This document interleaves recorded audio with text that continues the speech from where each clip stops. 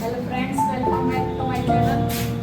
और आज हम लोग फिर से केमिस्ट्री का फर्स्ट चैप्टर स्टार्ट करने वाले हैं। बाकी आप लोग देख रहे हैं बोर्ड पे लिखा हुआ बाकी सारे पॉइंट्स जो आपको चैप्टर में पढ़ा दिया गया है। एक बार आप लोग इस चैप्टर को रिवाइज कर लेंगे। हम लोग इस चैप्टर में कौन कौन से पॉइंट देखे हैं और कौन कौन से पॉइंट पढ़े हैं, बाकी आपका क्या बच गया है। जब आप इस चैप्टर में स्टार्टिंग करते हैं तो आपके चैप्टर में हम लोग सबसे पहले रासायनिक अभिक्रिया के बारे में देखेंगे, इसका परिचय। उसके बाद हम लोग सेकंड पॉइंट इसके समीकरण के बारे में देखेंगे कि रासायनिक समीकरण किसे कहते हैं। फिर हमने देखा रासायनिक अभिक्रिया का प्रकार। एक बार फिर से सारे पॉइंट्स को रिवाइज करते हुए हम लोग चलते हैं।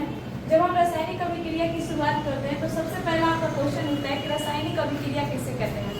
जब भी किसी दो पदार्थों को मिला करके एक नए पदार्थ का निर्माण करते हैं तो ये प्रक्रिया आपकी क्या कहलाती है? रासायनिक अभिक्रिया। सेकेंड पॉइंट है आपका रासायनिक समीकरण किसे कहते हैं। तो जब भी आप अभिकारकों और उत्पादों को लिखने के लिए जिस भी समीकरण का प्रयोग करते हैं, यही प्रक्रिया क्या है? रासायनिक समीकरण। रासायनिक समीकरण में हम लोग को दो पॉइंट्स मिलेंगे जो कि पूछ देता है कोई भी अभिकारक किसे कहते हैं और उत्पाद क्या है। अभिकारक और उत्पाद, तो ये भी आप याद रहेंगे। अभिक्रिया में शामिल होने के लिए जो भी पदार्थ भाग लेते हैं उसे अभिकारक कहते हैं, और अभिक्रिया के बाद जो नए पदार्थ बनते हैं उसे हम लोग उत्पाद कहते हैं। तो ये आपका दो पॉइंट पूछा जाता है अभिकारक और उत्पाद के बारे में। फिर हम बात करें अगर रासायनिक अभिक्रिया के प्रकार, तो रासायनिक अभिक्रिया आपकी 4 प्रकार है। वैसे मेन 2 प्रकार होते हैं, और संतुलित, असंतुलित। ये भी आपके इसी प्रकार में आते हैं, संतुलित, असंतुलित। तो ये तो आपका कॉमन है, इसलिए इसको ज्यादा लोग पढ़ते नहीं, बस समझ लेते हैं इसमें कि संतुलित असंतुलित क्या होता है। जब प्रक्रिया में अभिकारक उत्पादों की संख्या बराबर रहती है, समान रहती है, तो उसे हम लोग संतुलित अभिक्रिया कहते हैं।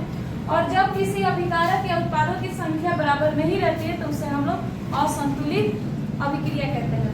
तो ये आपका कॉमन हो गया 2, जो कि संयोजन में भी मिलेगा आपको, वियोजन में भी मिलेगा, विस्थापन में भी पाया जाएगा और द्विविस्थापन में भी होंगे। वैसे हमारे रासायनिक अभिक्रिया कितने प्रकार के हैं? 4 प्रकार के हैं। अगर हम वियोजन संयोजन की बात करें तो संयोजन में हम लोग क्या देख रहे थे कि जब हम किसी 2 पदार्थों को जोड़ेंगे या 2 से अधिक पदार्थों को जोड़ेंगे तो एकल उत्पाद हम लोग को बनकर मिलेगा। इसी को हम लोग क्या कह रहे थे? संयोजन अभिक्रिया। वही हम बात करें वियोजन की, तो वियोजन में क्या हो रहा था कि कोई भी एक अभिकारक टूट करके 2 या 2 से अधिक उत्पाद को बना रहा था। जब भी कोई एक अभिकारक टूटकर 2 या 2 से अधिक उत्पादों का निर्माण करेगा तो उसे हम लोग क्या कहते हैं? वियोजन। संयोजन में हम 2 अभिकारक को जोड़ेंगे और एकल उत्पाद का निर्माण होगा। इसमें अभिकारक को तोड़ेंगे और हम लोग का 2 या 2 से अधिक उत्पाद बनेंगे। उसके बाद विस्थापन की बात करें तो विस्थापन में है, विस्थापन में क्या हम लोग सीखे थे? विस्थापन में हमने सीखा था कि कोई भी अधिक क्रियाशील वाले तत्व कम क्रियाशील वाले तत्वों को विस्थापित करके उसका स्थान ग्रहण कर लेते हैं, जिसे हम विस्थापन अभिक्रिया कह रहे थे। अगर द्विविस्थापन की बात करें तो द्विविस्थापन हम लोग कल के वीडियो में देखे हुए हैं, जो आपको कल के वीडियो से पता चल रहा है कि द्विविस्थापन में आयनों का वितरण होता है। इसमें एक आयन दूसरे आयन को हटा करके उसका स्थान ग्रहण कर लेता है, इसी कारण इसे हम लोग क्या कहते हैं? द्विविस्थापन अभिक्रिया। जब भी हम लोग देख रहे थे प्लस माइनस, ये प्लस माइनस अपना अपना स्थान चेंज कर रहे थे, तो ये आपका द्विविस्थापन अभिक्रिया था। उसके बाद उसके एक्स्ट्रा इन 4 पॉइंट्स के अलावा भी हम लोग को ऐसी कई अभिक्रिया बीच में अभिक्रिया में शामिल मिलेंगी, तो आप लोग देख लेंगे। उष्माशोषी और उष्माक्षेपी। उष्माशोषी क्या है? जिस अभिक्रिया में उष्मा का अवशोषण हो रहा है वैसी अभिक्रिया क्या है? उष्माशोषी अभिक्रिया।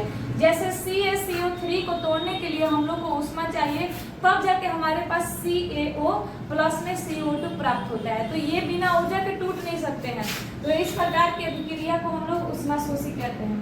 वही हम बात करें उष्माक्षेपी की, तो उष्माक्षेपी अभिक्रिया में किसी भी पदार्थ को जलाते हैं हम लोग तो उसमें से उष्मा निकलता है, और जब भी किसी अभिक्रिया में उष्मा मुक्त होती है तो वैसी प्रक्रिया को हम लोग उष्माक्षेपी अभिक्रिया कहते हैं। जैसे अगर हम मीथेन को ऑक्सीजन की उपस्थिति में जलाते हैं, मीथेन का आपका सूत्र होता है CH4। अगर हम इसको जलाएंगे ऑक्सीजन की उपस्थिति में तो हम लोग को कार्बन डाइऑक्साइड, कुछ जल की मात्रा और उष्मा प्राप्त होगी। तो उसमें जो उष्मा निकल रहा है, मुक्त हो रहा है, वो कैसी प्रक्रिया है? उष्माक्षेपी अभिक्रिया है। इसके बाद बात करें अगर हम लोग अवक्षेपण अभिक्रिया की, तो अवक्षेपण अभिक्रिया एक ऐसी इस प्रकार की अभिक्रिया है जिसमें किसी न किसी अवक्षेप का निर्माण होगा। अगर एक जलीय विलयन में हम लोग किसी पदार्थ को घोले हुए हैं, लास्ट में अभिक्रिया के बाद उसकी तली में हम लोग को कुछ अवक्षेप मिलेंगे। इस प्रकार की अभिक्रिया को हम लोग क्या कहते हैं? अवक्षेपण अभिक्रिया। उसके बाद है आपका ऑक्सीकरण और अपचयन अभिक्रिया। तो ऑक्सीकरण में हम लोग दो नियमों का पालन कर रहे थे, एक था ऑक्सीजन का योग और दूसरा था आपका इलेक्ट्रॉन का त्याग। जब भी इलेक्ट्रॉन त्याग होता है, ऑक्सीजन का योग होता है, तो इस प्रकार की अभिक्रिया को हम लोग क्या कहेंगे? ऑक्सीकरण अभिक्रिया। अपचयन में आपका थोड़ा अलग होगा। अपचयन अभिक्रिया में क्या होगा? इसमें आपके हाइड्रोजन का योग होगा और इलेक्ट्रॉन का ग्रहण होगा। इसमें इलेक्ट्रॉन का त्याग होगा, इसमें इलेक्ट्रॉन का ग्रहण होगा। वही इसमें ऑक्सीजन का योग होगा और इसमें हाइड्रोजन का योग होगा। तो इस प्रकार की अभिक्रिया को हम लोग अपचयन अभिक्रिया कहते हैं। फिर बात करते हैं हम लोग रेडॉक्स अभिक्रिया की। तो रेडॉक्स अभिक्रिया जो आपका, इस अभिक्रिया में आपका ऑक्सीकरण और अपचयन दोनों प्रक्रिया साथ साथ चलती हैं। जब भी ऑक्सीकरण और अपचयन की अभिक्रिया साथ साथ चलेगी तो इस प्रकार की अभिक्रिया को हम क्या कहते हैं? रेडॉक्स अभिक्रिया। उसके बाद है आपका एक क्वेश्चन ऊपर ही था जो छूट गया था, मैग्नीशियम रिबन को जलाने से पहले साफ क्यों किया जाता है? ये मैग्नीशियम एक प्रकार का तत्व है। रिबन बाद में आप लोग समझे, पहले ये एक प्रकार का तत्व है। ये जो तत्व होता है बहुत ज्यादा क्रियाशील होता है। क्रियाशील कहने का मतलब जो बहुत जल्दी काम करे। जब भी आप इसको ऑक्सीजन की उपस्थिति में रखते हैं तो बहुत जल्दी एक परत बना लेता है और उस परत का नाम है मैग्नीशियम ऑक्साइड। जब ये परत बना लेता है और इसको हम जलाने जाए तो बहुत दिक्कत होगी। इसीलिए जो भी लैब में काम करते हैं लोग, चिमटा में जब मैग्नीशियम रिबन को पकड़ते हैं तो पहले उसको साफ करते हैं रेगमाल की सहायता से। रेगमाल से साफ करके जब हम जलाते हैं तो ये मैग्नीशियम रिबन जलेगा भी अच्छे से और उसके बाद मैग्नीशियम ऑक्साइड हम लोग को प्राप्त होगा। तो मैग्नीशियम रिबन को जलाने से पहले साफ इसलिए किया जाता है क्योंकि वायु की उपस्थिति में उस पर एक परत बन जाती है जो कि मैग्नीशियम ऑक्साइड का होता है। इसी मैग्नीशियम ऑक्साइड की परत को हटाने के लिए हम लोग रेगमाल से साफ करते हैं ताकि मैग्नीशियम रिबन अच्छे से जल सके और हम लोग को मैग्नीशियम ऑक्साइड प्राप्त हो सके। इसके बाद आपका कभी कभी क्वेश्चन पूछ देता है, इसकी जो लौ होती है, जो जलती है, वो लौ चमकदार होती है और जो हम लोग को चूर्ण मिलता है मैग्नीशियम ऑक्साइड का वो सफेद रंग का होता है, व्हाइट कलर का होता है। उसके बाद लास्ट आपके एनसीईआरटी में 2 पॉइंट्स दिया हुआ है, संक्षारण और विपरीत गंधिता। इस पॉइंट्स को थोड़ा थोड़ा बता दे रहे हैं पर इसका ज्यादा डिटेल हम लोग को पढ़ना है चैप्टर 3 में। केमिस्ट्री के ही तीसरे चैप्टर में हम लोग पढ़ेंगे संक्षारण और विपरीत गंधिता। वैसे संक्षारण आप लोग घरों में भी देखते हैं कि लोहे के गेट हो या कोई लोहे की वस्तु रखी हो, कुछ दिनों के बाद वहाँ जंग लग जाता है। वो जंग नहीं है, रियल में एक परत है जो कि हो सकता है किसी न किसी एसिड के संपर्क में आने से हुआ हो या किसी वायु में नमी जो होती है, जल का जो भी मात्रा है या ऑक्सीजन की उपस्थिति। तो ये सारी चीज जो है इनके साथ कहीं ना कहीं हमारा आयरन जो होता है वो रिएक्शन कर लेता है, उसमें कुछ अभिक्रियाएं होती हैं जिसके कारण उस पर एक परत बैठ जाती है। वही जंग लगना, वही परत का बैठना ही हम लोग का संक्षारण कहलाता है। संक्षारण में होता है कि आपका कहीं ना कहीं वो लोहे की परत धीरे धीरे क्षय होने लगती है, खराब होने लगती है, पहले की तरह आपका लोहा नहीं रह जाता है। तो जो परत क्षय होता है जिस कारण से होता है, ये सारी प्रक्रिया आपका संक्षारण कहलाती है। अब संक्षारण को हटाने के लिए कई लोग समय समय पर पेंट करते हैं, कई लोग अलग जस्तीकरण करवाते हैं, गैल्वेनीकरण करवाते हैं। ये सारी प्रक्रियाएं हैं एक प्रकार की जो संक्षारण को हटाने का काम करती है। तो संक्षारण आपका क्या है? किसी भी धातु पर वायु या आर्द्रता, नमी, जल की उपस्थिति या अम्ल की उपस्थिति में जो परत लग जाता है धातुओं पर, जैसे आप लोग तांबे में भी देखे होंगे, एल्यूमिनियम, चांदी, ये सब में बहुत सारे पॉइंट हम लोग को मिलेंगे जिस धातुओं पर कोई परत बैठ जाए। जैसे भी हम लोग मैग्नीशियम पे देख रहे थे, तो ये सारा चीज आपका क्या है? संक्षारण है। उसके बाद बात करें विपरीत गंधिता, तो आप लोग देखे होंगे कि हम लोग जैसे बाजारों में कुछ एल्यूमिनियम के थैली प्रयोग किए जाते हैं भोजन को रखने के लिए, या हम लोग घरों में एक स्पेशल बर्तन का प्रयोग करते हैं। क्यों? ताकि हमारे खाने में जो है वसा है, ये सारे आपस में अभिक्रिया करके खराब ना हो। तो खाने को हम लोग तेलीय खाने को या वसा वाले खानों को बचाने के लिए कुछ अलग से विशेष प्रकार के हम लोग किसी तत्व का यूज करते हैं, किसी बर्तन का प्रयोग करते हैं। तो यही आपका जो काम हो रहा है खराब होना अम्ल की उपस्थिति में या हो सकता है नमी की उपस्थिति में, जो आपका तेलीय भोजन है वो रिएक्शन करके खराब होने लगता है, जहरीला हो जाता है। तो ये प्रक्रिया आपकी विपरीत गंधिता है। अगर आपको इसका डिटेल पढ़ना है संक्षारण विपरीत गंधिता, तो वो हम लोग चैप्टर 3 में देखेंगे। जैसे आपका 2 नंबर का क्वेश्चन पूछा है।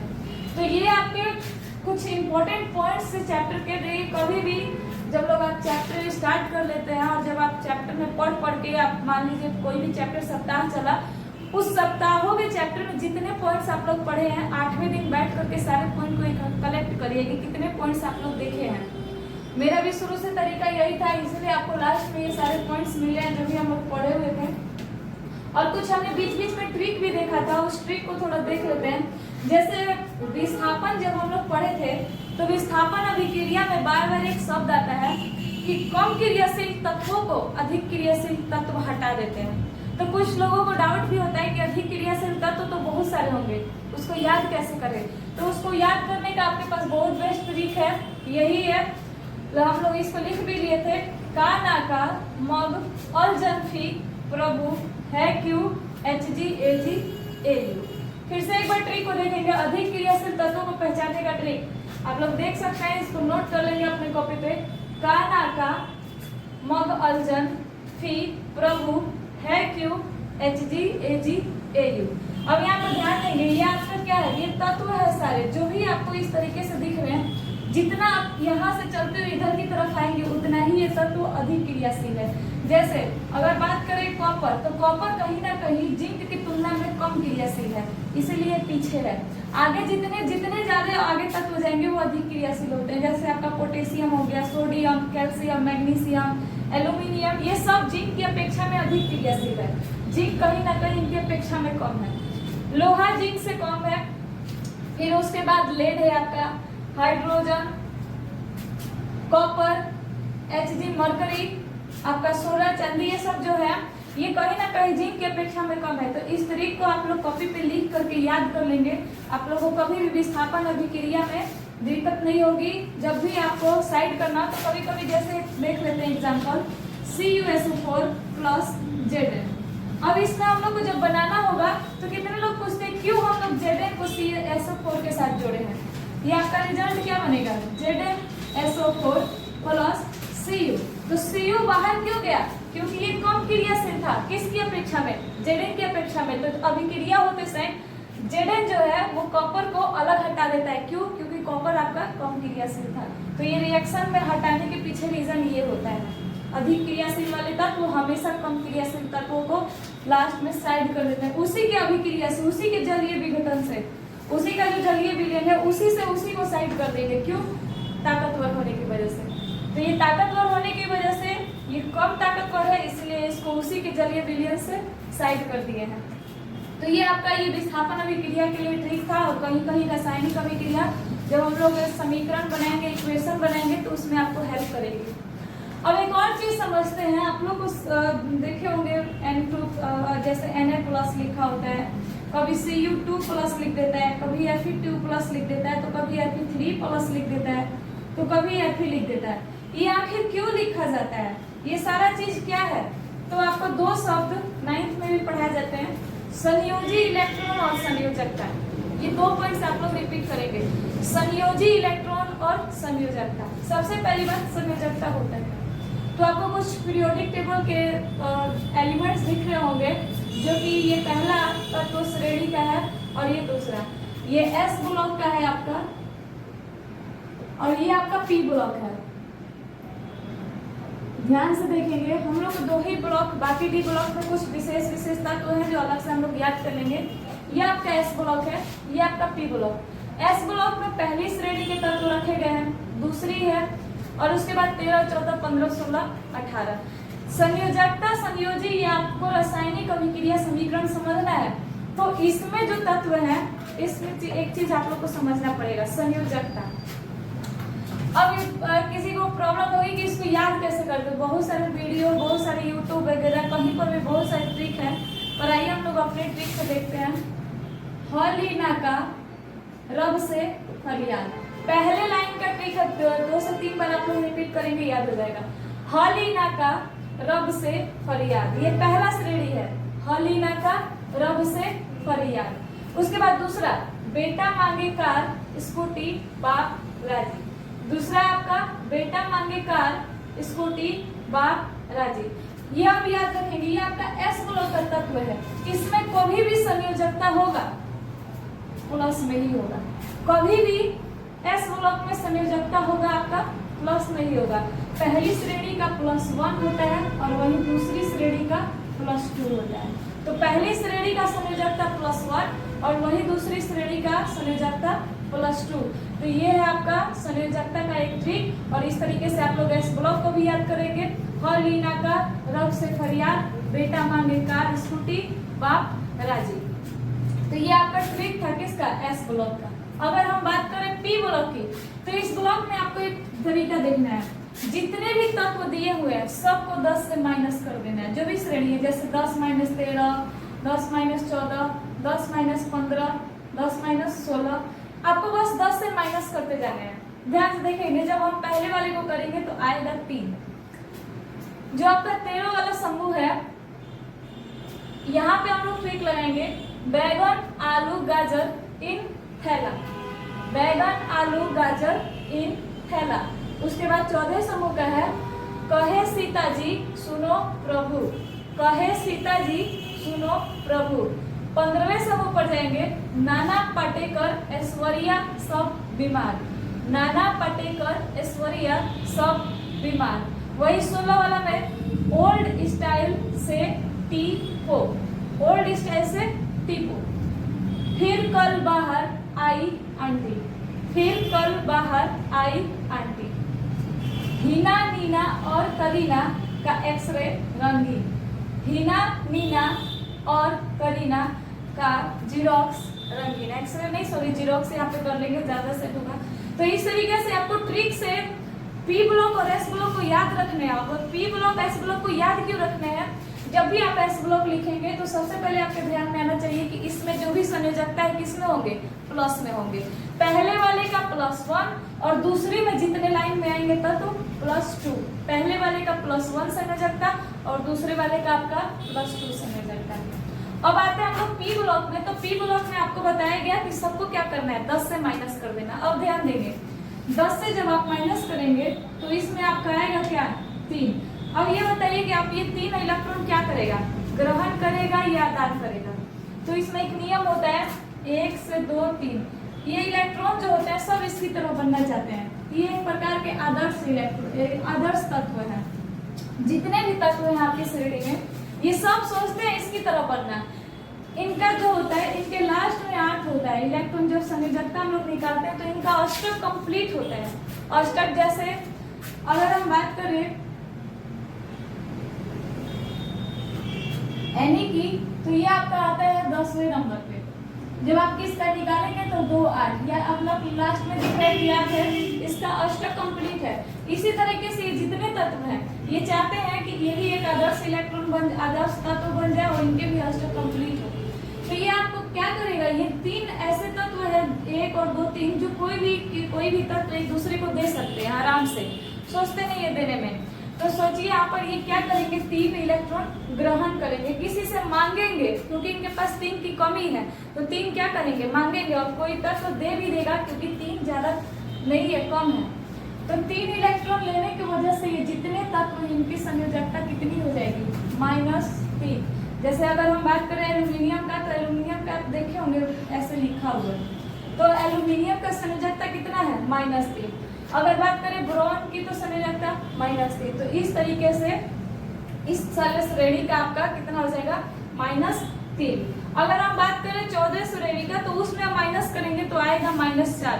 अब इस अवस्था में देखिए क्या होगा, इसमें क्या होता है कि कोई दे भी देता है और लेता भी, दोनों कम होगा। इसीलिए इस श्रेणी का संयोजकता +4 और -4 दोनों होगा, +4 और -4 दोनों होगा। तो इस तरीके से ये आपकी जो श्रेणी है इसका संयोजकता जो होता है +4 -4 दोनों होता है। अगर 15वें समूह की बात करें तो इसको हम माइनस करेंगे तो 10 में से कितना जाएगा, 10 15 से अगर 10 माइनस करेंगे तो कितना हो जाएगा, हम लोग के पास 5 आएगा। कभी कभी आप देखे होंगे, सूत्र आपको बता दे, कभी आप देखे होंगे कोई सूत्र, तो उसमें जब हम लोग रिएक्शन करवाते हैं तो कहीं P5 होता है, कहीं P होती है। ऐसा आप लोग को मिलेगा बहुत जगह पे।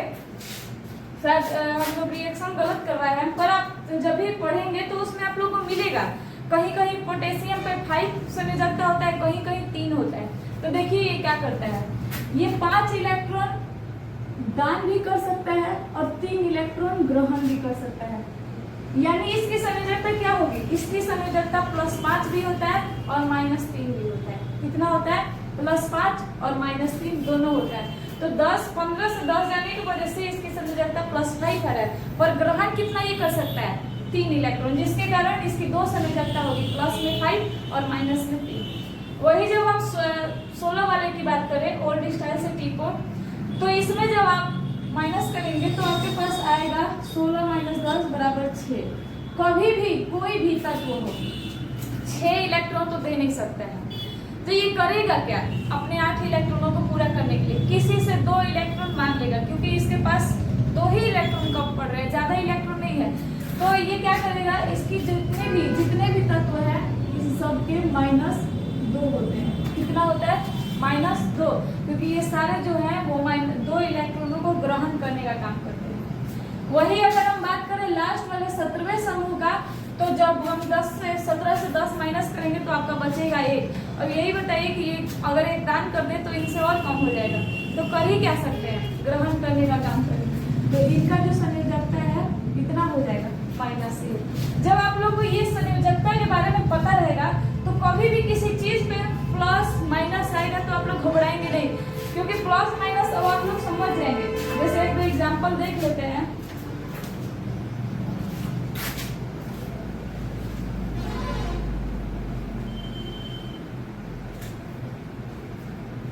जैसे आप लोग देखते हैं CaCl2, ऐसा कभी लिखते हुए देखते हैं आप, इसमें माइनस प्लस दिखाया नहीं गया है, पर दिखाना अगर शो करे तो आपको दिख जाएगा। अब आप लोग बोलेंगे कि यहाँ 2 क्यों लिखा हुआ है, ये 2 यहाँ क्यों लिखा हुआ है, जबकि कैल्शियम का संयोजकता 2 होता है। आप लोग देख सकते हैं इसका एक तत्व है, दूसरी श्रेणी का और दूसरे में +2 होता है। अब यहाँ पे देखिएगा आप लोगों को क्या होता है, इसमें होता क्या है, कैल्शियम का संयोजकता कितना है, +2, वही क्लोरीन का संयोजकता जो है -1। यही होता है संयोजकता आपका। कभी भी +2 संयोजकता किसका है, कैल्शियम का, और क्लोरीन का कितना होता है, -1।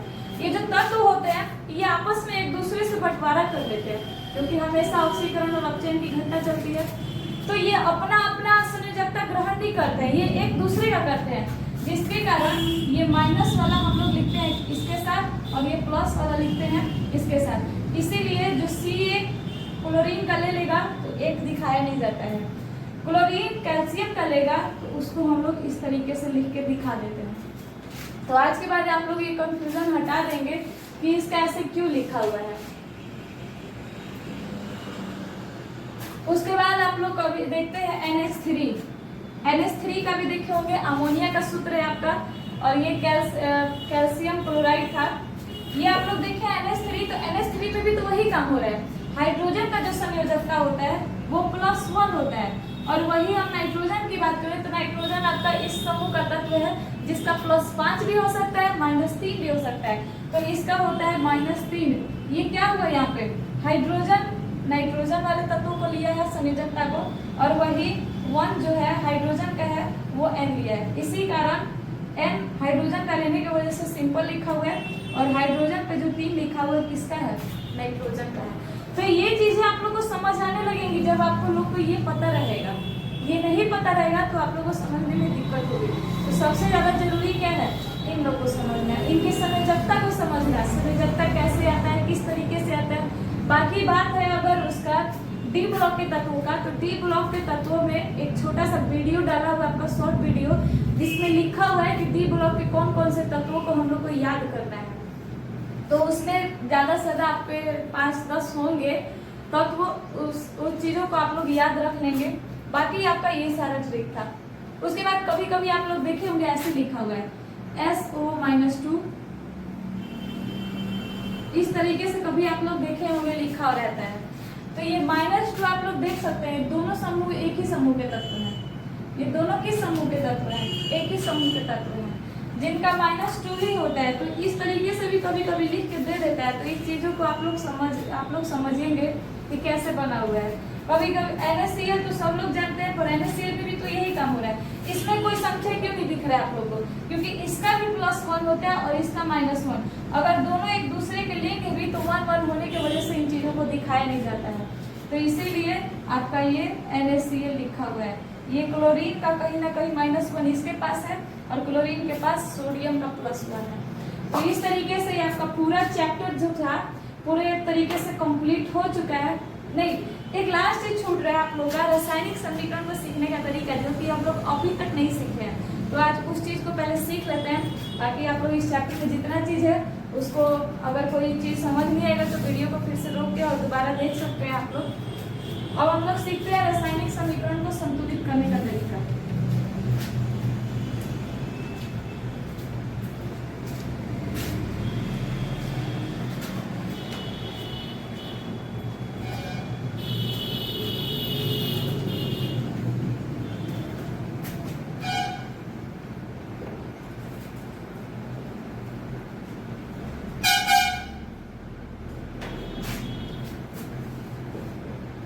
रासायनिक समीकरण को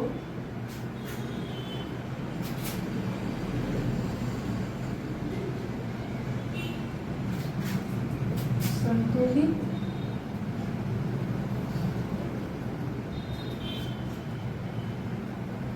करने का तरीका।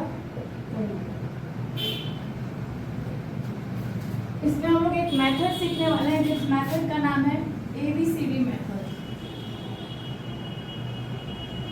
ABCD मेथड, इस मेथड को हम लोग सीखेंगे और एक एग्जांपल के साथ सीखेंगे।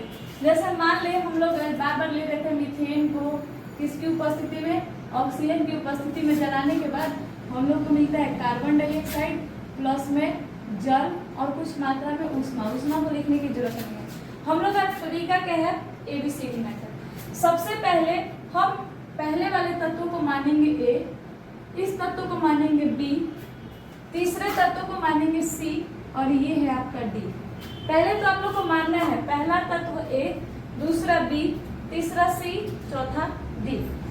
ABCD मानने के बाद आप लोग देख रहे हैं इसमें कार्बन है, हाइड्रोजन, ऑक्सीजन है। इसमें भी कार्बन, ऑक्सीजन, हाइड्रोजन, बस 3 ही तत्व है। तो बारी बारी से एक एक तत्व का निकालेंगे। जैसे मान लो हम निकालने जा रहे हैं कार्बन का, तो कार्बन में हम लोग पहले देखेंगे इतनी संख्या और उसको A से गुना करेंगे। जैसे यहाँ पर अगर इस तत्व की अभी कार्बन की बात करें तो इसमें बस एक ही कार्बन है जो कि यहाँ पर है। इस कार्बन में कोई संख्या दिख रहा है आपको? नहीं है, पर एक होगा, एक छुपा हुआ है। अगर एक को हम 1 से गुना करेंगे तो आपका कितना आएगा? 1। तो हम लोग लिख सकते हैं 1। अब आपका कोई कार्बन है? नहीं है, तो लिखिएगा बराबर। तीर के निशान के बाद अगर आप लोग उधर जाते हैं तो आप लोग को बराबर लिखना है। तीर के निशान के इधर साइड में जाते हैं तो आप लोगों को दिख रहा है कि कार्बन किस नंबर पे है? C नंबर पे। यहाँ भी आपका कोई संख्या नहीं है, कार्बन के पास कोई संख्या नहीं है। 1 है तो 1 से गुना कर देंगे, A बराबर क्या हो जाएगा? C। अब हम चलते हैं हाइड्रोजन के पास, निकालते हैं हम किसका? हाइड्रोजन का निकालते हैं। हाइड्रोजन का जब निकालेंगे तो आपको दिख रहा है कि इसके पास 4 संख्या है, तो इस 4 को किससे गुना करेंगे? A से। तो आपका कितना हो जाएगा? 4A। यहाँ पर हाइड्रोजन है? नहीं है। अब तीर के उस साइड चलेंगे, वैसे क्या लगा देंगे? बराबर का चिन्ह। इसके बाद जब देख रहे हैं कि इसमें हाइड्रोजन तो नहीं है पर इसके पास हाइड्रोजन है और हाइड्रोजन के साथ 2 संख्या भी है, पर गुना किससे करेंगे? D से। तो क्या लिख देंगे यहाँ पर? 2D। ध्यान से समझेंगे, पहले हम लोग सारे तत्वों को A, B, C, D ABCD method पढ़ रहे हैं, इसीलिए सबको पहले ABCD मान लेंगे। मानने के बाद जिस तत्व के साथ जितनी संख्या है उसको गुना करेंगे। कार्बन के साथ 1 संख्या थी तो A गुना 1, A लिख दिए, बराबर C। हाइड्रोजन में जब हम लोग गए तो हाइड्रोजन के पास यहाँ 4 संख्या थी, 4 को गुना किए A से, तो 4A लिख दिए। यहाँ पर हाइड्रोजन के पास 2 संख्या है और 2 को गुना किए D से, तो 2D लिख दिए। अब निकालेंगे हम ऑक्सीजन का। ऑक्सीजन में जब हम B, यहाँ B के पास ऑक्सीजन है, यहाँ नहीं है, तो हम लोग क्या लिखेंगे? B। पर क्या कितना भी लिखेंगे? 2B, क्योंकि इसके पास कितनी संख्या है? 2 संख्या है, तो लिखेंगे हम लोग 2B बराबर। इस साइड चलेंगे। अब आप यहाँ पे देख रहे हैं कि ऑक्सीजन C के पास C वाले नंबर पे है और 2 लिखा हुआ है, तो 2 से C को गुना करेंगे तो 2C प्लस। क्यों प्लस लिखे? क्योंकि इसी ग्रुप में आपके पास एक और ऑक्सीजन है। जब तीर के इधर साइड में या तीर के इधर साइड में कभी भी 2 बार आए कोई भी चीज तो उसको प्लस में लिखना है, बराबर में नहीं। तो आप प्लस में लिखेंगे। अब ऑक्सीजन यहाँ पर है पर ऑक्सीजन के साथ कोई संख्या नहीं है, तो हम लोग सिंपल क्या लिखेंगे? D। अब यहाँ तक किसी को कोई प्रॉब्लम होगी तो आप लोग कमेंट में कर देंगे मैसेज, उस चीज को वीडियो बन जाएगा अलग से। अब इतना चीज होने के बाद हम लोग को किसी ऐसी चीजों को एक मानना है ताकि हम लोग का सारा सॉल्व हो जाए। और सबसे किसी भी चीज में आप लोग a बराबर 1 मान लेंगे। कितना? a बराबर 1। a बराबर 1 मानने के बाद आपका किसी भी एक ही में नहीं, आप लोग हर एक चीज में इतना मान सकते हैं ताकि आपका ये क्लियर हो जाए। तो हम लोग मानेंगे a बराबर 1, तो a की जगह पर लिखेंगे c, 1 बराबर c। तो आपका किसका मान आ गया? c का मान।